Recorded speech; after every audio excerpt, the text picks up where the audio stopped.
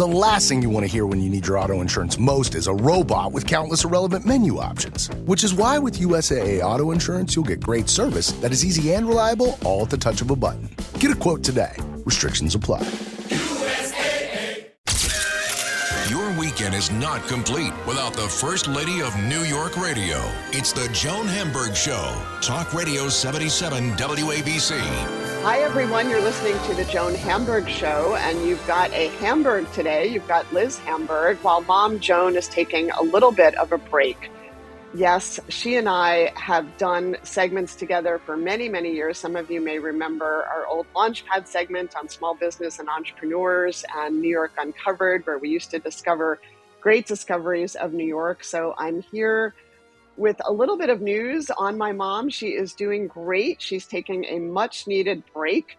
You know my mom, she never, ever takes a break. In fact, I don't think she's ever missed a day of work, but she had a minor medical procedure.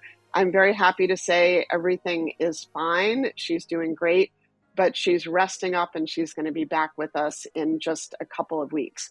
In the meantime, I told her that I would help hold down the fort for her. She's trained me well. Many of you have been her listeners for many, many years and have grown up with us on the radio and off. You may remember that I've been an entrepreneur. I live in New York now, but have lived and worked and traveled across the world. I've worked in Japan. I even worked in Russia many, many years ago. And I'm currently the founder and CEO of a company called Can Do Tech, where we do tech support and training for older people. I'm very proud to say that now Mom Joan is not only is a client, but is a really terrific, she's really learned so much about technology. I'm so proud of her. She is posting on social media and taking pictures and even Venmoing things and texting like crazy. So she's a big tech user. So what is going on? We are in the middle of summer. I don't know about you, but I can't believe I feel like we just blinked and the summer is almost over.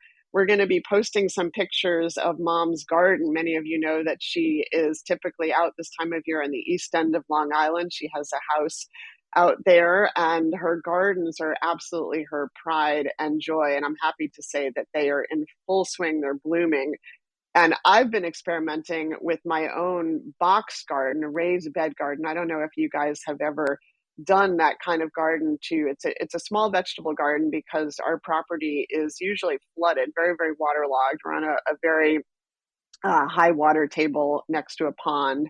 And plus the deer go crazy for the garden. So I have a small, about a 4x4 garden. And I'm happy to say that we are now flush with Swiss chard, with kale.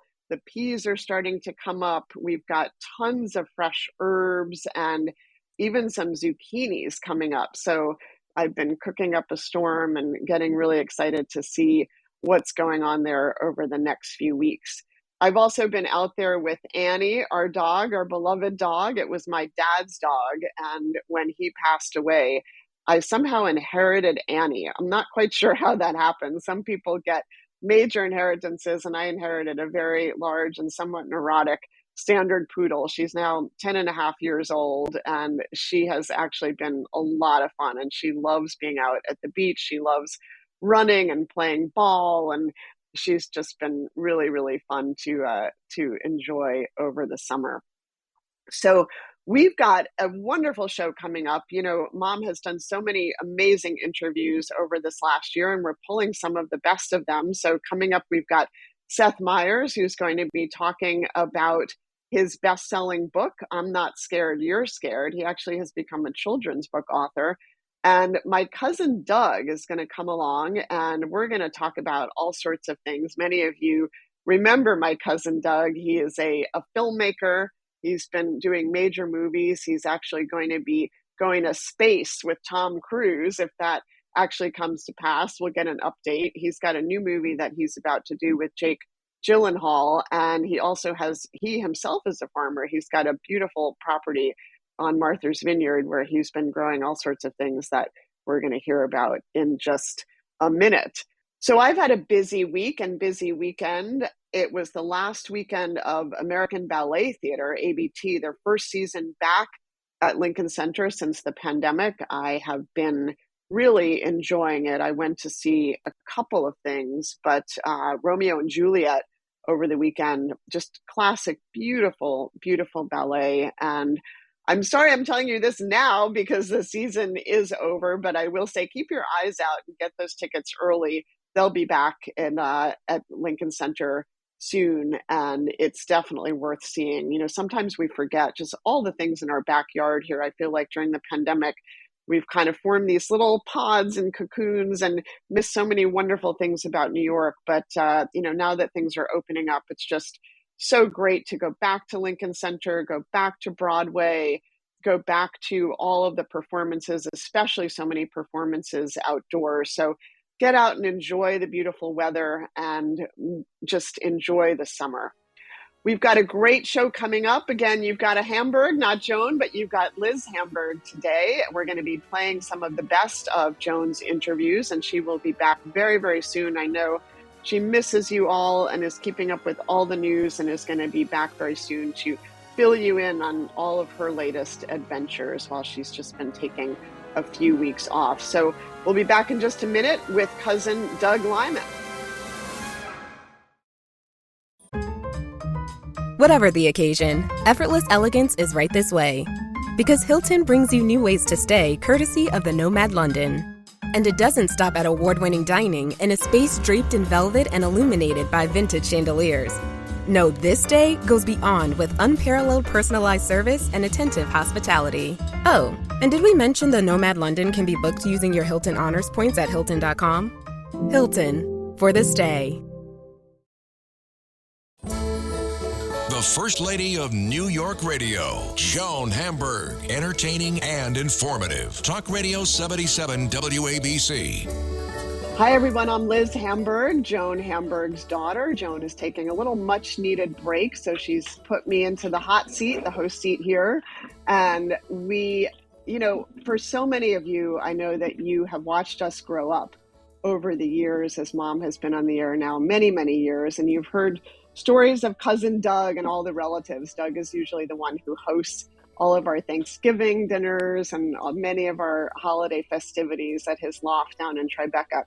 So we managed to grab Doug. We never know exactly where in the world he is. We have to put like a GPS monitor on him, but I managed to grab him wherever he is right now. I know he's prepping for a new movie, and he always has lots of adventures going on. So we just wanted to check in and see what's happening with cousin Doug Liman, who, aside from being our cousin, is also a very well-known film director. He has directed everything from the classic Swingers to Mr. and Mrs. Smith, some wonderful, wonderful films focusing on Valerie Plame, Fair Game, which is really one of my favorites, and some upcoming films that hopefully he'll fill us in on. Hi, Doug. Hey, Liz. Hey, cousin Liz. So I know that you're prepping. That's how you're known. My friends. I know, throughout the world. Even when I remember when I met Tom Cruise, who you've done a few movies now, and he actually came over and gave me a big hug and said, "Hey, cousin Liz, how are you?" So I guess my fate is sealed. So can you tell us, what are you working on now? I know we had a hard time grabbing you. You're doing casting or something? I'm getting ready to start shooting a film with Jake Gyllenhaal. It's a remake of Roadhouse. People may remember it from way back when with Patrick Swayze. It's basically a reinvention of it, but it's going to be a really fun movie, and Jake and I have been wanting to work together for years, so really excited that we're finally. Yeah, this is the first time you've worked with him, but you've known him, right? Because you guys are both on Martha's Vineyard. I've known him from Martha's Vineyard, and we're both friends with the Hot Farmer from Martha's Vineyard. Well, now, legendary Doug, Hot Farmer. I don't know. Are you allowed to say the Hot Farmer's real name, or is that confidential? It's probably confidential now that the Hot Farmer's, married to a big celebrity and not farming so much anymore. Exactly. But meanwhile, you fancy yourself a gentleman farmer, shall we say. I won't say hot farmer, but a gentleman farmer. And I was very impressed. You came to visit my mom over the last couple of days, and you brought her some of your first tomatoes, fresh from, was it the greenhouse or the garden? From the greenhouse. Yeah. Well, I'm very impressed. I was telling the audience about my little. I'm also a pig farmer. A pig farmer, which I object to, since I am not a meat eater. But you do have adorable chickens that lay some wonderful eggs. Well, we do have a petition that goes every year about whether the pigs get slaughtered or not, and if you sign the petition saying you want to save the pigs and not have them be slaughtered, you don't get any meat in the fall. Well, and I love the honey. You have bee. Do you still have bees this year? I do have bees. I'm kind of a coward beekeeper, but I do have bees. You have bees, you have honey, you have blueberries, you have a fabulous garden. The problem with bees is that they're like, as long as you're not scared, they won't sting you. But I am scared of them, which means they're going to sting me, so I have good reason to be scared of them. It's this cycle that is very hard to break. Well, you have to try to face your fears. You should read, in fact, so coming up, we have Seth Meyers, an interview that he did with my mom, and the whole book is about facing your fears. Did you know he wrote a children's book about being afraid? We might have to get you a copy. I did not know that. We'll get you a copy so you're not afraid of the bees anymore. So speaking of Seth, I was just with Seth, and he didn't mention his children's book. He didn't mention it. So now you also knew Seth from family and from being out on Martha's Vineyard, and you met Seth through his father-in-law, right? And you and his father-in-law share a very unusual connection. Yeah, we both have goats, or we had goats. His goat died. My goat has lived some insanely long amount of time. But Seth's father-in-law had a goat, and I thought, that's kind of a fun pet to have. I'm going to get a goat. And so then I got a goat, and then we would take our goats to the beach together. And then my goat eclipsed Seth Meyers' goat, because my goat started to swim in the ocean, which is extremely unusual to have a goat that swims. I mean, they're very bad swimmers. They're always on the verge of drowning. I've met that goat, and it is not, I love animals. That is not a friendly goat. It's just mean to women and children. But if you're neither of those categories, she's incredibly sweet. She's very old. You know, when they say he's a tough old goat, that really, definitely describes Ruby. I don't know what you've done to train her, but you're the only one she doesn't seem to butt and kick and try to attack. I can't believe that thing is still alive. So tell me, she can go anywhere she wants. That is a big problem. So what's coming out of the garden? What have you been cooking? And by the way, not only the garden, but what you're also known for your amazing pizza making skills. And the pizza oven seems to be expanding every year. Have you been firing up the pizzas? I have. I made my pizza oven bigger during the pandemic. That was one of my pandemic projects. And then I'm just cooking everything in the pizza oven, so it's my new thing that if any of your listeners can call in with tips before I cut off a finger, is cooking corn in the pizza oven, but I cut it into quarters. And when I mean quarters, like I make it like lengthwise. Oh no, it's you need a device. Hard. I bought one of those sharpening stones to make my knives sharper I saw a professional chef do it, and they should have just leaned on the knife, and they were able to, cut the corn lengthwise in half, and then take the two halves, put it down, and then cut each of those halves in half. So you end up with 4 long pieces of corn, and then you just throw it in the pizza oven with like a little bit of butter, and it's amazing. It sounds delicious. But you're not growing corn this year, are you? No. I actually just bought some corn at the market in Union Square. All right. Meanwhile, we're talking to cousin Doug Liman, otherwise known as Film Director Doug Liman, who's prepping for his latest film with Jake Gyllenhaal, going down to film in Dominican Republic, right? That sounds like a good place for us all to visit. Well, it won't have been your first time visiting, because we're actually going back to a place that, just like where we invited cousin Liz when we were all in high school together. My family used to go down to the Dominican Republic to holiday, and we went as children, and I'll never forget that your brother at the time was learning to drive, but he didn't know how to drive stick shift. So he was driving, and you were probably 14 or 15 at the time, and you were working the stick shift while he was actually working the accelerator and the brakes. And it's a miracle that we're all still alive. And also, you come from a foodie family. Joan is such a foodie, and it's amazing at your house. If you show up anywhere around mealtime, the number of people that just randomly pop in, knowing that there's going to be something delicious being served, and I'm one of them. So I shouldn't make fun of the other people that seem to show up around mealtime. But you would come on holiday with my family, and my mom is not a foodie, and you may or may not remember that, all we were allowed to eat while we were in the Dominican Republic was canned tuna fish. I do remember. My mom had brought from New York. We were not allowed to buy like French fries from the beach shack on the plane. I still remember, and I still do not like eating canned tuna. I think I have, bad memories of that, but otherwise lots of fun. But Joan is not serving canned tuna if you show up at the Hamburgs at mealtime. You can be sure you're not getting canned tuna. You're going to get something way more delicious. Definitely true. So you're heading down there. What's going on with COVID protocols and films? Are you guys everything off now? Or are you still doing regular testing? How are you gonna do this now that the wave is hitting again? Yeah. Well, I just recovered from COVID like a week ago. So I get 45 days where I don't have to be tested. But otherwise, if you haven't recovered within the last 45 days, it's regular testing, and it's going to be tough.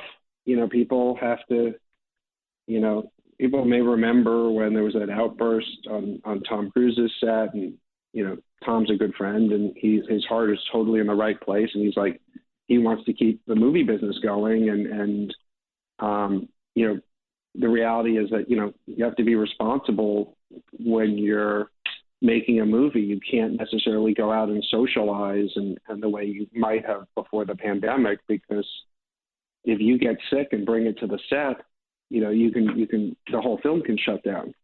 Yeah, no, it's a big problem. Well, you guys are going to be on an island, so maybe that helps a little bit because you're sort of in self-imposed isolation. It's one of the Dominican Republic's one of the hot spots on the planet right now. Oh no. Well, hopefully you guys are going to be safe. But I know a place. Right. That is true. I know a place where you're going, where you're going to be potentially going, where you're going to be very, very isolated. There's been, public information, of course, but anything else you can share with us about you and Tom Cruise and going to film at the space station? Is that real? Are the rumors true? It is something we're working on, and it is true that you do quarantine before you go into outer space, so that you don't bring anything up there with you. So it is one of the sort of challenges for talking about making a movie in outer space is the what happens if somebody comes down with a cold. And you weren't even worried about COVID when we started this, but comes down with a cold right before launch. The traditional. What do they do? What do they do? They kick traditionally you off? they have a B crew and a C crew, so that if somebody in the A crew gets a cold, they just switch to the B crew and the C crew, and that was one of the first things that came up. Is they're like, well, if Tom Cruise gets a cold, who's the B? Who's the B? Tom Cruise. The B actor. who I was like, there is no B actor. It's Tom Cruise. There's no other Tom Cruise. Oh my God. And they're like, spacefaring and and the uniqueness of a movie star don't necessarily, astronauts are sort of interchangeable. They need to be, because once you fuel the rocket, it's got to go. That's incredible. Well, hopefully he'll isolate and stay safe. And that's, me, I'm excited for you, but nervous. I can't believe we're all going to be biting our nails if that really happens. And you're there for what, 30 days, 60 days? Yeah, I don't think I'm allowed to say how long we're going up for. All right. But more than a few hours. It's not like what happened with the recent rockets where they went up and 5 minutes later they were back down. Yeah, And no, speaking of that, speaking of what? There's a whole, no, I was going to say the There's, food up there, you've been known to bring your own mac and cheese when we go away. You're a little bit of a picky eater. So what are you going to eat in space? yeah, I was like, you do get to bring your own food up. I mean, I just, as you pointed out, like you never quite know where you're going to find me. And I was in Ukraine this spring and I knew there'd be a problem with food and brought my own macaroni and cheese with me to try to live on for a few weeks. It didn't go so well. It didn't go so well. That was an unbelievable there was no way experience. to cook it. I know that you did an interview with my mom was it from Ukraine or right when you got back? I know that was unbelievable. I was walking down a highway because there had just been a battle and there was no way to drive. So I was just walking and but I had phone service and I did an interview with your mom walking down this highway. It was really surreal. Unbelievable. We're speaking to Doug Liman, which thankfully you did, and you got out. You were there. It sounded like an unbelievable experience. And if you're just joining us, we're speaking to Doug Liman, film director, and you may not recognize this Hamburg voice. I'm Liz Hamburg, filling in for mom, Joan Hamburg, who's taking a few weeks off, some much needed rest for someone who never sits still. She actually is sort of sitting still and recuperating from something that she is going to be completely back in action for in just a couple of weeks. So we're excited about that. And Doug, I know that you've taken lots of time. So anything else that you're working on that we should know about? You've got this project, you've got the space project, you're always mentoring young filmmakers as well. Anything that we should know about to be on the lookout for? I've got a series I just shot for Netflix that should be out, maybe in the next 4 to 6 months.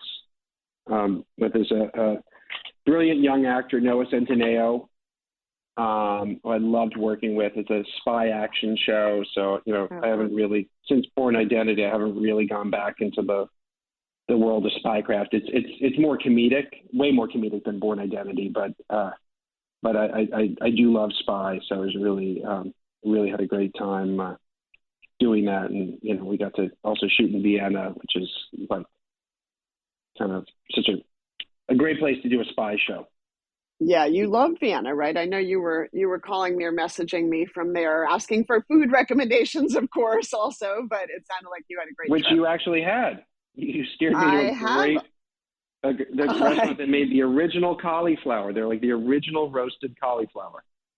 By the way, that restaurant, Miznon, Miznon, has 2 branches in New York. For some reason, it's not as delicious as it is. It was originally from Israel, from Tel Aviv. They've opened in Vienna, which is where I discovered them. But they do have 2 branches in New York. If you are interested in tasting that whole roasted cauliflower, it's a great restaurant and a pretty. I don't know how a restaurant can say that they're your first people to roast a cauliflower, but that's their claim to fame.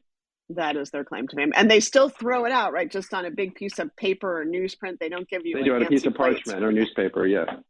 Yeah, that's really, really and fun. It was delicious. Well, of course, the Emmys came out this week. Speaking of Netflix, I mean, it's all sort of merging, right? Between you don't know what's TV, what's film anymore, because it's all streaming anyway, right? Any surprises? You don't really watch much TV. It's kind of interesting for someone who's so into storytelling. But did you see that the Emmys came out? Yeah, no, but because I'm into making stuff. So it's like, yeah, I'm a little bit hyperactive. So the idea of like trying to sit still to watch something is a little tough for me to do. But, with all the talk of streaming, the reality is its movies are back.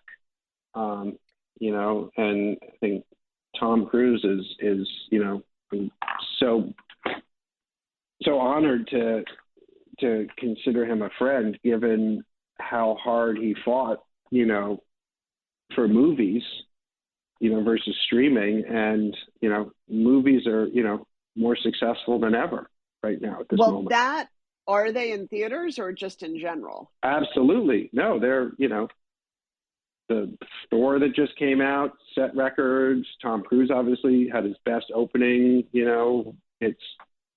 We are that movie and Tom Cruise. You're talking about the revised. People love going to the movies. They sitting with. I will say, and you're talking about the Tom Cruise, the new Top Gun, which I loved. It was the first movie that I saw in a theater since the pandemic, but I had a horrible movie going experience because I think, and I won't mention the theater, it was someplace in Manhattan, but it was a packed house and people were treating it like their living room. I think because we're so used to watching movies at home, everyone was getting up, going to the bathroom, slamming the door. There were kids running up and down the aisle. People were doing what you always do, which is opening candy wrappers very loudly, munching on their popcorn. It was like being in someone's living room, but with hundreds of people. And I have to say, it was a little bit distracting. I love the movie. It was a wonderful movie and absolutely 100% you should see it on a big screen. But I think that people need to go back to movie watching etiquette and not think that they're in their living room. Well, the Hamburgs have a little OCD, so it may be a little bit of that creeping in. That may be it. Did you see it yet? Did you see it in a movie theater or you saw it privately? I saw it both ways. You got it. It's such a good movie. It's a really, really good movie. And then I saw, of course, the original one is now back streaming. So if you haven't seen it, go watch both of them. It is definitely worth it. And he is terrific. I will say that was a great one. So that's going to be a hard one to top, but I think getting him into space may actually top Gun. Well, Doug, I know you've got to run back to your casting. We can't wait to hear how the filming's going. I'm sure that Mom will check in with you while you're there. I really with you from the Dominican Republic. Appreciate your taking the time. We might need to broadcast from down there. Maybe we need to talk to ABC. I might bring a can of tuna just for old time's sake if you come down. Just for old time's sake. That sounds good. Doug Liman, thank you for checking in. I'm Liz Hamburg, filling in for Mother Joan Hamburg. And coming up, as we talked about, Seth Meyers, good friend of Doug Liman, is going to talk about his experience being a children's book author. So stay tuned for that. More coming up. You're listening to WABC Radio.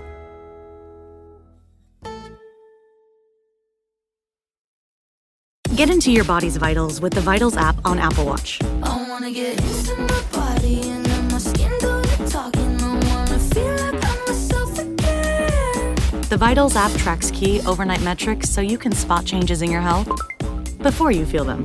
The Vitals app on Apple Watch. iPhone XS or later required. The Vitals app is for wellness purposes only and not for medical use. I wanna get into my body. The First Lady of New York Radio, Joan Hamburg, entertaining and informative. Talk Radio 77 WABC.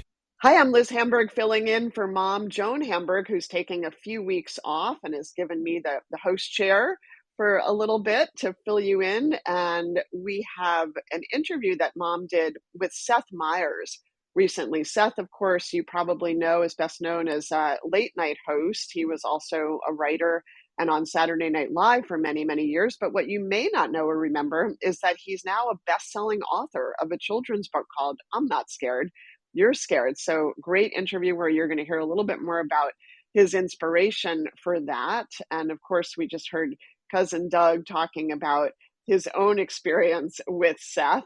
The story of the goat is probably his most famous. They used to take their goats onto the beach in Martha's Vineyard together. That was quite a sight to see. And this interview you're really going to love. I loved hearing Seth talk about really when he was young, some of his fears, including his fear of going on stage, which is hard to believe because he's just so confident when he's out there. And also hear what it was like to do his show from his attic during the pandemic for almost 2 years. And then what came out as a result of the pandemic, how the show changed. So it's a great interview. I know you're going to enjoy, and it's going to be up right now. Again, I'm Liz Hamburg, and you're listening to 77 WABC Radio. Here's Seth Meyers. I love talking to Seth Meyers, and you know he's an award-winning writer. He's a comedian, late night with Seth Meyers. He was out of school just a handful of years, so sort of eat your heart out when he landed a job for Saturday Night Live. Like, how did that happen? But it happened, and he never looked back. And now Seth has a best-selling book called I'm Not Scared, You're Scared, with wonderful illustrations. And it's the story of a bear, a great big bear, who is scared of almost everything. And his best friend, a little bunny, is scared of nothing. And this book explains to you how the scaredy cat rose to the occasion when he had to. So congratulations, a best-selling book. Were you scared when you were a kid? I was scared. I was scared of a great many things. And I think I was very lucky to have parents who were the right kind of parents to raise a scared kid. They didn't necessarily tell me to just get over it. They were good listeners. They helped me work through my fears, because I think ultimately with your kids, what I'm finding now is you can tell them all you want that something's not actually scary. Ultimately, they have to come to that decision on their own. So you just go on that journey with them. And scared as a kid is one thing. Scared as a grown-up, I mean, we have terrible things in the world that scare us. But it's also very scary being a comic and trying to go out there and making people laugh. How did you deal with that? Did that faze you, or you just felt you could go ahead and do it when you started? When I was a young comedian, I mean, that was the hardest part, was just getting over that initial fear of being able to walk out on stage in front of people. I remember in high school, I really wanted to do school plays, but I could not even bring myself to audition for them. I was just too terrified by it. And it wasn't until I found my way into college and I saw an improv troupe, and that made me think, thinking fast on my feet might be a thing that I could thrive at. And so that was my sort of gateway into being on stage, was doing improv comedy, and then very slowly working my way, obviously, through the many hurdles after that. But yeah, stage fright, I know it's a fear that a lot of people have, and I think most performers had it at one point too. And I still get a little bit of anxiety before I go out on stage. And to some degree, I think anxiety is a helpful companion at times, because it helps you sort of focus in on the task at hand, and I think that's helpful. But even as a writer, the big job that you got when you were only, 5-6 years out of college? Yeah. Saturday Night Live. Was that, now that was probably collaborative, right? Was that a group activity at that time? No, the way SNL works is you can collaborate with maybe one or two other people, but you're sort of on your own. They give you a computer and an office, and when you start, you share your office with a couple of people. I was lucky enough that our sense of the humor lined up, but other people weren't. And you just sit there and look at a blank piece of paper and think, what am I going to write this week for a show that I've watched since I was a kid? And I'm going to have it read by movie stars that I've known my whole life, and hope that it goes well in front of the comedians I most respect in the world. It was a daunting task. And I think having lived through that period of professional anxiety makes everything after that a little bit easier to bear, because that was the scariest it ever was. But as a grown-up, with all of us, with a lot of issues, but how did you deal with the pandemic? And did your kids think about it, or were they too young? They were mercifully too young. I think they had their own challenges insofar as they were out of school, obviously, like everyone else's kids. Right. But, they were, when it started, 4 and 2. So it wasn't a fear so much for them as it was for us. But the silver lining was we got to be together more than we would have been had I been doing the show in the studio. And so for basically a full year, I was doing the show out of the studio to some degree and getting to spend more time with my kids. So it was a trippy time. It was a creatively exhilarating time. You do a show in a studio, and the longer you do it in the studio, there are things you just start taking for granted. And all of a sudden I was doing it in an attic and having to figure out how to do lights and sound and makeup and everything that I had just turned over to skilled professionals. But it was, the kind of challenge you don't expect to get that late in your career. And I came out the other side of it, and I think the show's better, and I also think I appreciate the people I work with more than I ever have. And I think I appreciated them a lot beforehand, but now more than ever. You get it. And it seems to me, even watching it, now maybe this is just because of our times, that the relationship with the audience changes a little. It does. Yeah. So tell me what that was like when you first came back and there were these adoring people, you know, loving you, laughing, clapping, making you feel like, hey, this is me. I can do this. Well, you know, the stripped down version of the show where you're alone in an attic and you're doing the show into an iPad, and then you realize a lot of people are just watching the show on an iPad. And so by removing the studio audience, I felt closer to the audience than I ever had before. And so I was a little worried, to be honest, about going back into the studio and being in front of 180 audience members every night.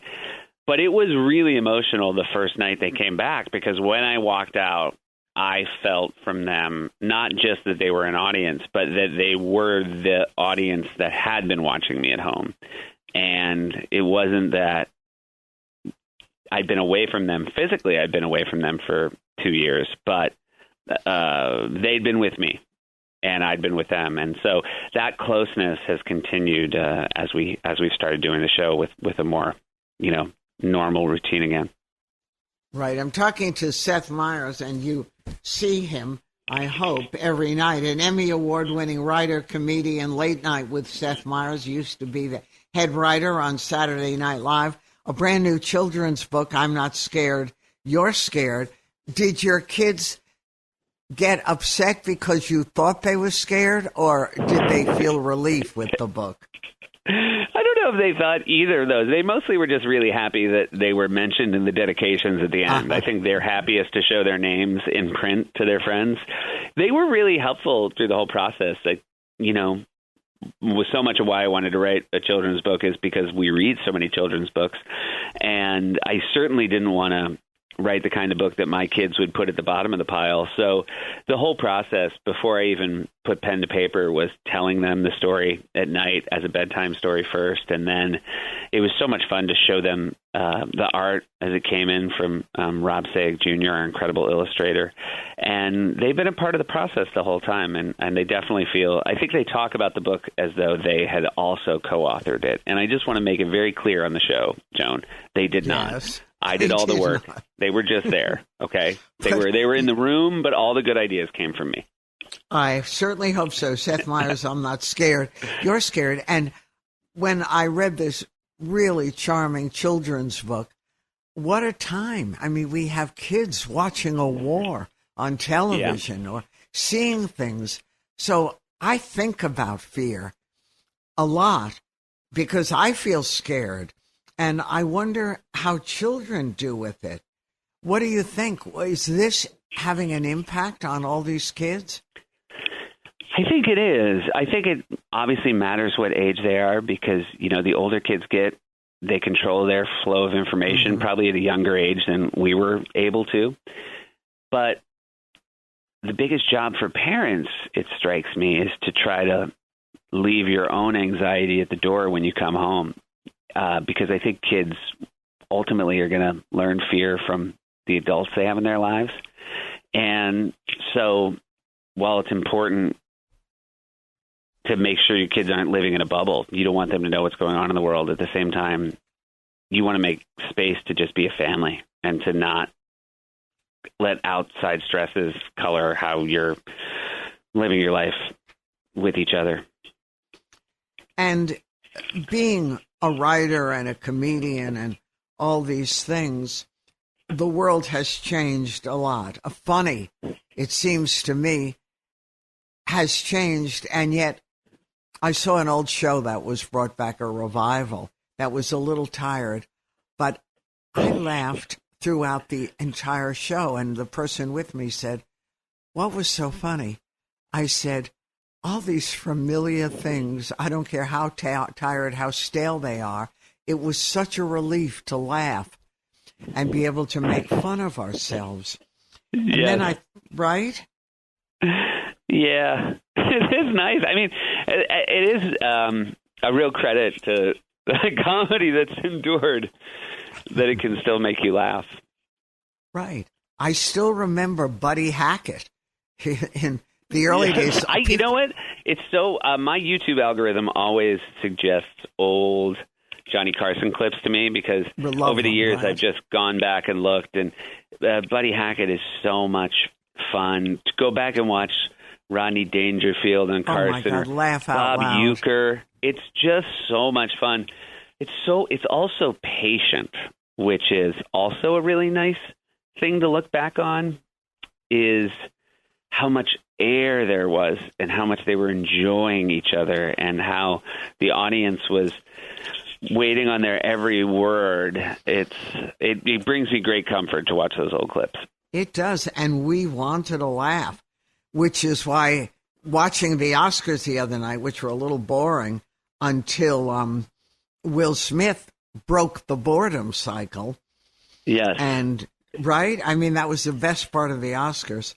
And I wouldn't say it was the best part of the Oscars. I would say it was the worst part of the Oscars, but I would also argue, I would never argue that it wasn't boring. It was certainly not boring, but it was not good.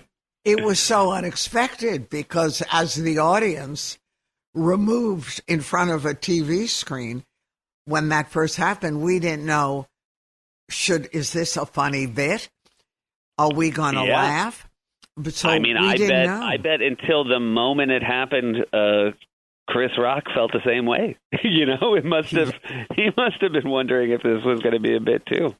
But you know what? He did good because he just carried on, ignoring the blip in a way, and just went right on. And I thought that was pretty good. I said to my writers, if I got slapped, we would cancel shows until July. That's right. And you'd have shrinks up the kazoo coming in to explain what happened. But really, a crazy time. What's appropriate and what's not? And is there an answer? Do you punish a guy for like a mental lapse? They couldn't get him out, apparently, of the room. Yes. I mean, I think that it was more than a mental lapse. I don't quite know what the punishment is, but I wouldn't write it off as just a mental lapse. There were a lot of outs there in the moment he decided to get up, and the moment he did the slap. Right, and a lot of anger. And how do you really handle this if you're a Chris Rock? Was that the right thing to just step over it and go on? I think it's almost unfair to ask what was the right thing, because when you think about how little time he had to think about it, I'm mostly just impressed that the speed in which he processed and recovered was just something to observe. Right. And when you think of the earlier comedians that we were talking about, there was a place for what some people would consider offensive. It just seemed better humored. It didn't seem angry. We just thought it was funny. But yes, can we do that today? I don't know if that would work today. I think we can. I think there's a lot. I think comedy is actually an incredibly robust creative place right now. I think there are a lot of different voices in a way that there wasn't in the time we're talking about. When we were talking about Johnny Carson, I do love those clips, but there was not a diversity of guests there that you see today. And so I think, it's great. We have new voices, new comedy voices. Comedy is a really great time, I actually think, to be a comedian. And I think that there's a little bit too much pearl clutching about what you can and can't say. Because I think that ultimately Chris Rock had every right to say that, and he wasn't the one that was at fault. I think we should all agree that people shouldn't get on stage and slap anyone. Exactly. Yeah. And so who knows what's going to happen. But your job of satirizing the news on a daily basis practically, has that gotten harder and harder? Or You It just handle hasn't. it. Look, it's really cathartic to talk about the news for me. I think I'd be really depressed if I didn't have an outlet. And so I'm always thinking of it through the spectrum of how much worse it would be if I wasn't making jokes about it. And I'm hoping to provide that catharsis to the people that are listening as well. Certainly there are days where you wish you had any other job, but more often than not, I'm thrilled and feel very lucky and want to take advantage of it and want to do it to the best of my ability. And I'm lucky to be surrounded by the people that make that possible. Right. I'm talking to Seth Meyers, a new book. I'm not scared. You're scared. But you do a lot, whether it's special Lobby Baby, which was when one of your kids was born in the lobby of your apartment building, speaking of fear. And you've done all that. Do you ever, as I really thought about you when I watched this recent Broadway show, do you ever think about doing that, to add that to the ledger? A Broadway show? Yeah, to write a show. I think there's nothing I would ever rule out. The only tricky thing for me as we continue to have children and the job of father becomes the most important in my life is finding the time for other projects. But they're all so exciting to me. And, I'm so happy I found the time to write a children's book. I'm so happy I found the time to go do a stand-up special. But, moving forward, the show takes a lot of my focus and obviously a lot of my time. And I want to make sure there's also ample time on the calendar to be just a dad, because that's the best of all the jobs. Right. And with a show like yours, do you get to rehearse it or no? So here's the thing. We don't anymore. We used to before the pandemic, because we used to tape our show later. But then during the pandemic, we moved all our deadlines up out of necessity because, when everybody was working at home, we had to feed all this giant digital files back into the network. And so we got really good at doing the show a little bit earlier. And also during the pandemic, obviously there was no way to rehearse anything because there was no audience to rehearse in front of. And now we're just kind of flying by the seat of our pants, and we really enjoy it. I think we work a lot harder on the writing, knowing that we don't have the benefit of a rehearsal. And for me, as a performer, it's more exciting to be doing it for the first time at the actual taping. So that's one of the changes of the pandemic that we think has made the show a little bit more exciting. Yeah, well, it's a great show to watch. I got a big kick out of reading the book. Don't forget Seth Meyers, I'm Not Scared, You're Scared, with wonderful illustrations. Congratulations. I look forward to talking to you again. I'm really hoping the next time's in person. Will you invite me to one of your in-person tapings? I will, without question. Okay, good. I look forward to it. Say hello to everyone, and we'll talk again. All right. Thank you, Joan. Thank you, Seth. I'm Joan Hamburg, and you're listening to WABC, so there's lots more to come. Stay tuned.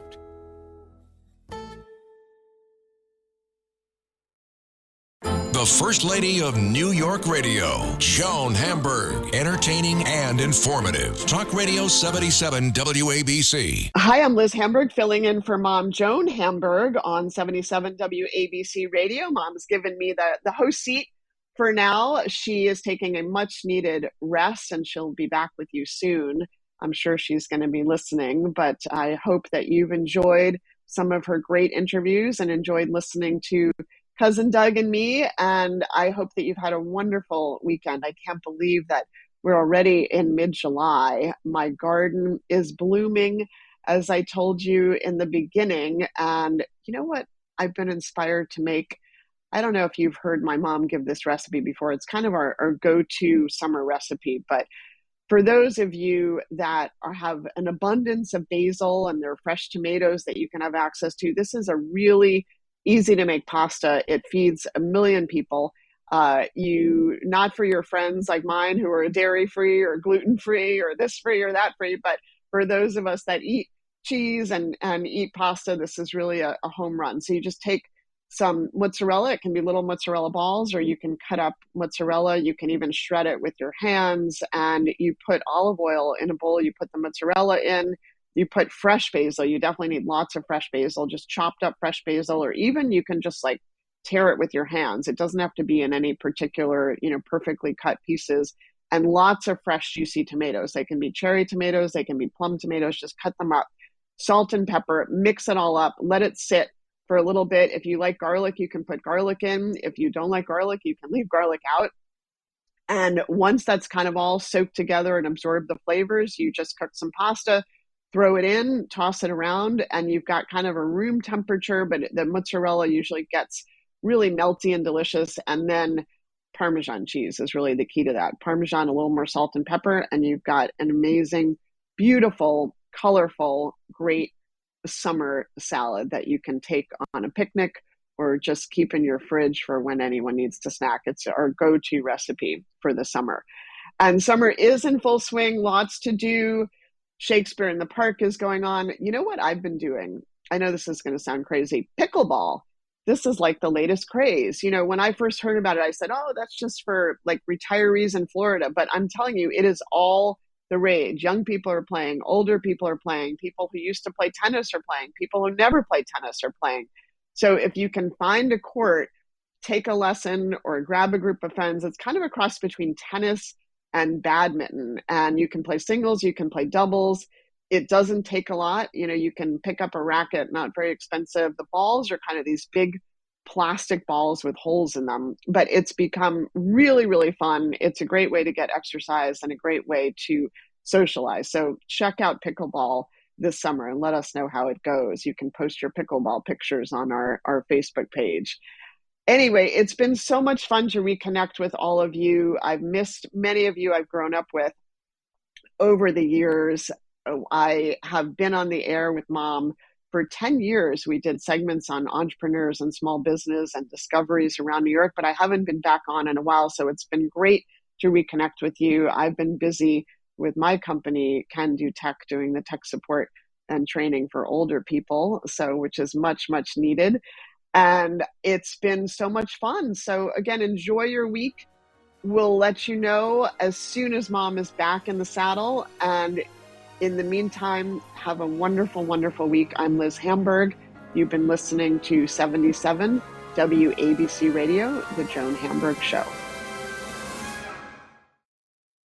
Hello, folks. Larry Kudlow here. Pay attention, because China is leading the largest anti-American alliance since World War II. One that's already dumped U.S. bonds, grabbed 43 million acres of our farmland, and is plotting to dethrone the dollar. That's why IRA and 401k savers are protecting their savings with gold. Please go to freegoldguide.com/Kudlow or just call 800-621-3908 for your free gold guide on how to protect your wealth with gold 100% tax-free.